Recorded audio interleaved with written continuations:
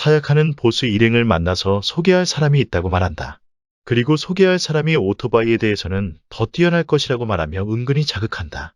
사약하는 보스 일행을 어떤 집으로 안내하였고 곧 오토바이 달인이 이사 올 테니 청소를 해달라고 부탁, 아니 명령을 한다. 보스 일행은 투덜거리지만 빗자루를 들고 청소하기 시작한다. 고지역 카부토 코지와 시로가 나타난다. 보스가 먼저 선방을 날리며 환영 인사를 했고 코지는 그들과 뒤엉켜 싸우기 시작한다. 이때 사야카가 나타나 말 한마디로 그들의 싸움을 멈추게 한다. 한편 바도스 섬에 도착한 아수라 남작은 닥터 헬이 자신이 힘들게 만든 기계수를 부수고 있는 것을 발견한다. 아수라 남작이 닥터 헬을 말리려고 하자 닥터 헬의 허리 벨트가 빛이 나면서 아수라 남작의 목걸이를 조르기 시작한다. 닥터 헬은 자신의 로봇 군단이 마징가 제트에게 형편없이 털린 것에 대해 화가 났던 것이다. 전편에서 1년 안에 세계를 정복하겠다는 호언장담은 그냥 해본 소리였을까? 고통으로 괴로워하는 아수라 남작에게 지옥의 고통 속에서 지구 정복의 지혜를 짜내라는 말도 안 되는 이야기를 하는 닥터 헬. 아수라 남작은 아직 자신들은 지지 않았다고 말한다. 그리고는 마징가 제트를 조종하는 코지가 아직 조종법이 미숙하다고 닥터 헬에게 말한다. 닥터 헬은 금방 기분이 좋아져서 마징가 제트에 지지 않을 새로운 로봇 군단을 만들겠다고 호언장담을 한다. 한편 사야카의 구박을 받으며 조종법을 익히던 코지는 달리던 마징가를 멈추려다가 급제동으로 부딪히고 부상을 입는다. 호버파일더에는 안전벨트도 없었던 것인가? 이 장면을 TV 화면으로 보고 있던 아수라 남작은 곧바로 닥터 헬에게 보고하러 달려간다. 디테일하게 코지의 얼굴까지 클로즈업하는 장면을 볼 수 있다는 것이 이상하지만 스토리 전개상 필요하니 넘어가기로 한다. 이때 닥터 헬은 아수라 남작에게 자신이 만든 그로마젠 알구를 보여준다. 얼굴을 보면 마징가를 표절했다는 의혹을 충분히 받을 수 있겠지만 닥터 헬의 입장에서는 세계 정복을 위해서 저작권 따위는 개의치 않는 듯하다. 아수라 남작은 마침 코지가 마징가 제트를 조종하다가 부상을 입었다고 말해준다. 닥터 헬은 그로마젠을 데리고 가서 마징가 제트를 철저하게 박살내라고 아수라 남작에게 명령한다. 출발하기 전에 닥터 헬은 이온 광선은 한 번 쓰면 곧바로 다른 공격을 할 수 없다고 말해준다. 말하자면 재충전하는데 시간이 걸리니 신중하게 사용하라는 것이다. 이제 아수라 남작은 바도스 섬에서 일본까지 그 머나먼 거리를 다시 이동해야 했다. 지구 반바퀴를 도는 머나먼 여정이다. 처음 마징가 제트를 방영할 당시에 일주일에 한 번씩 방영했는데 아수라 남작이 지중해에서 일본까지의 왕복 시간을 충분히 고려했다는 제작진의 배려를 엿볼 수 있다. 부상에서 깨어난 코지를 광자력 연구소의 박사들이 어디론가 데리고 간다. 박사들은 보호복을 만들기 위해 코지의 치수를 재기 시작했다. 이때 박사님의 손이 약간 애매한 위치에 놓여 있는 것을 볼 수 있다.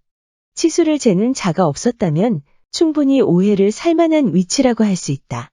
머나먼 여행이 끝나고 해안가에 다다른 아수라 남작은 코지의 움직임을 막기 위해서 철가면들을 코지의 집으로 출동시켰다. 철가면들은 시차 적응도 제대로 하지 못한 채 곧바로 작전에 투입된 것이다. 코지의 집에 철가면들이 도착할 즈음 아수라 남작은 기계수 그로마젠을 광자력 연구소로 출동시킨다. 기계수 그로마젠은 해안가에 상륙해서 광자력 연구소로 걸어가기 시작했다. 광자력 연구소는 기계수의 출현을 감지하고 비상벨을 울렸다. 이때 사야카는 곧바로 아프로다이에이를 출동시키려고 달려나간다. 유미 박사는 아프로다이가 전투 능력이 없다는 것을 상기시키지만 그렇다고 마땅히 뾰족할 수가 없는 듯 하기에 사야카는 그냥 출동한다. 유미 박사는 코지의 집에 전화를 걸어서 기계수가 상륙했다는 말을 한다. 이때 철가면들이 전화선을 끊어버린다. 그래도 기계수가 상륙했다는 중요한 말은 들었기 때문에 철가면들이 일처리를 어설프게 했다고 생각할 수 있다. 코지는 철가면들을 따돌리고 호버파일더를 타고 광자력 연구소를 향해 날아간다. 한편 광자력 연구소로 향하던 기계수 그로마젠은 가다가 건물도 부수고 그를 막아서는 방해물들을 제거하면서 천천히 나아간다. 아수라 남작이 코지를 붙잡아 두고 광자력 연구소를 향해 기계수를 출동한 의도는 광자력 연구소를 빨리 공격하려는 것이 목적이었을 텐데 기계수 자체가 그 목적을 이미 까먹은 것은 아닐까. 이때 그로마젠을 향해 무모한 건지 단순한 건지 권총으로 쏘는 사람도 등장한다. 시청자의 입장에서 기계수를 온몸으로 막아내는 그분들의 숭고한 희생 덕분에 코지가 광자력 연구소에 있는 마징가 제트에 탑승할 수 있었다는 사실을 잊지 말아야 한다. 기계수 그로마젠은 비행기를 손가락 미사일로 부수고 탱크들도 가볍게 제압한다. 그로마젠을 막기 위해 아프로다이가 출동했지만 기계수에게 아프로다이는 상대가 되지 않았다. 그로마젠의 공격으로 인해 아프로다이가 양팔이 잘리고 위기에 처했을 때 마징가 제트가 로켓 펀치로 그로마젠을 공격하면서 나타난다. 아수라 남작은 이온광선을 준비하라고 그로마젠에게 명령을 내린다. 적과의 싸움에서 등을 보이면 안 되는 것이 싸움의 기본이지만 마징가 제트는 아프로다이를 일으켜 세우기 위해 그로마젠에게 등을 보인다. 그로마젠이 발사한 이온광선은 마징가 제트가 아니라 아프로다이가 맞게 되었고 아프로다이의 하체가 녹아내렸다. 이때의 장면을 자세히 본다면 처음에 이온광선은 마징가 제트의 등을 향해 발사되었는데 마징가 제트가 살짝 옆으로 피하면서 아프로다이가 이온광선을 맞은 것 같다. 마징가 제트는 다시 로켓 주먹을 날려서 그로마젠을 쓰러뜨린다. 코지는 발차기를 하려고 하는데 그새 발차기 버튼이 어디에 있는지 까먹었다. 그 틈을 타서 그로마젠이 아프로다이를 공격하였고 사야카가 아프로다이에서 튕겨나오게 된다.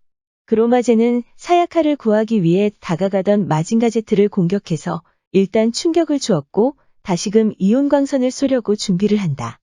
아무것도 못하고 어쩔 줄 몰라 하던 코지에게 사야카가 왼쪽에서 세 번째 버튼을 누르라고 소리를 친다. 그런데 코지가 누른 버튼은 자세히 보면 전혀 엉뚱한 버튼이었다. 어쨌든 코지가 버튼을 누르자 마징가 제트의 주변에 보호막이 생겼고 그로마젠의 이온광선을 튕겨냈다. 자신의 이온광선에 맞은 그로마젠은 그대로 녹아내린다. 그런데 엄밀히 말하면 코지가 누른 버튼은 아까 그로마젠을 넘어뜨릴 때 사용한 로켓 주먹을 발사한 버튼이었다. 그렇다면 아마도 카부토의 할아버지가 카부토의 머리를 예상하고 위기의 순간에 마징가가 스스로 방어하도록 마징가 제트를 인공지능으로 만든 것이 아닐까? 이번에도 실력으로 이겼다기엔 약간 애매한 상황이지만 어쨌든 이겼으니 만세를 부르는 코지. 그러한 코지에게 사야카는 자신을 연구소로 데려다 달라고 말한다. 그런데 코지는 사야카를 태우는 법을 모른다고 대답한다. 어쩌면 계속 구박받던 코지가 조종법을 모르는 핑계를 댔을지도 모르고 사야카는 코지가 일부러 모른 척한다고 생각할 수 있다. 물론 코지의 표정을 보면 그런 의심을 할 수 있다. 그러나 지금까지의 과정을 면밀히 지켜보면 코지의 머리가 그다지 좋지 않다는 것을 감안했을 때 코지는 정말로 모르고 있는 것 같다. 여하튼 마징가 제트는 그냥 혼자서 달려가 버린다. 이때 보스 일행이 맞은편에서 오토바이를 타고 오고 있었는데 하마터면 마징가 제트에게 깔릴 뻔하는 위기의 상황이 연출된다. 마징가는 떠나버리고 보스 일행은 바닥에 주저앉아 있는 사야카를 발견하고 사야카를 태워서 광자력 연구소로 향한다. 마징가 제트는 광자력 연구소에 와서 간신히 멈추게 된다. 유미 박사는 코지에게 선물이 있다며 들어가자고 한다. 뒤이어 광자력 연구소에 도착한 사야카는 보스에게 고맙다는 말을 남기고 연구소로 들어가 버린다. 대부분 이런 상황에서는 빈말이라도 커피 한 잔 마시고 가라는 말을 했을 텐데 사야카는 그냥 들어가 버린 것이다. 연구소 안에 들어온 사야카는 보호복을 입은 코지를 보고 얼굴이 빨개진다. 역시 사람은 잘생기고 봐야 한다. 이때 아수라 남작이 모니터를 통해서 닥터 헬의 말을 전한다. 마징가 제트를 포기하기 전에는 목숨은 보장할 수 없다. 세계 정복의 영광이 헬 박사님께 빛나기 전에 우리의 도전은 계속될 것이다. 솔직히 1편부터 정주행한 사람의 입장에서 조금이라도 무기상으로 마징가 제트에게 흠집이라도 내고서 이런 말을 한다면 이해하겠지만 계속 패배한 입장에서 저런 말을 한다는 것은 대단한 정신력이 있거나 상황 파악 능력이 없는 사람이 아닌가 생각해볼 문제다. 이상으로 마징가 제트 제3화 마징가 제트 소멸작전의 리뷰를 마친다. 구독과 좋아요는 다음 편이 빨리 나오는데 도움이 될 것이다.